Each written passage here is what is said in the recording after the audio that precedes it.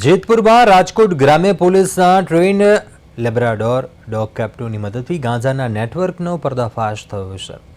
બાબા વાળાપરા વિસ્તારમાં ફિલ્મી ઢબે દરોડા પાડી પોલીસે એક મહિલા અને તેના સાગરીતને 914 ગ્રામ ગાંજાના જથ્થા સાથે ઝડપી લીધા. પોલીસને બાતમી મળતા જેતપુર સિટી પોલીસના પ્રોબેશનરી આઈપીએસ પ્રખર કુમાર અને પીઆઈ એડી પરમારની ટીમે કાર્યવાહી કરી હતી. તપાસ દરમિયાન કેપ્ટો બેડ અને બારી વચ્ચે રાખેલી કાળી થેલી પાસે જઈ ભસવા લાગ્યો હતો અને તપાસ કરતા થેલીમાંથી અંદાજિત 45,000ની કિંમતનો ગાંજો મળી આવ્યો હતો.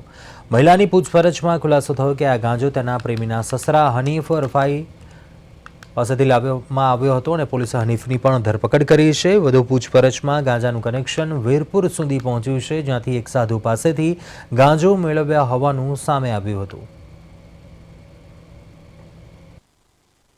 જેતપુર સિટી વિસ્તારમાં માદક પદાર્થ ગાંજાનું વિતરણ થઈ રહેલ છે તેવી હકીકત જેતપુર સિટી પીઆઈ શ્રી પરમારને મળતા તેમણે તેમના સ્ટાફ મારફતે ખાતરી કરાવી અને એફએસએલ તેમજ જે જિલ્લાના આ માદક પદાર્થને સૂંઘી અને શોધી શકે તેવા આપણા લેબ્રાડોર એક ડોગ છે જેમનું નામ કેપ્ટો છે, તેમની મદદ લઈ અને બોખલા દરવાજા વિસ્તારમાં સર્ચ કરતા જે બાતમીવાળા ઈસમ હતા જે શરદબેન કરીને તેમને ત્યાંથી માદક પદાર્થનો જથ્થો મળી આવેલ છે.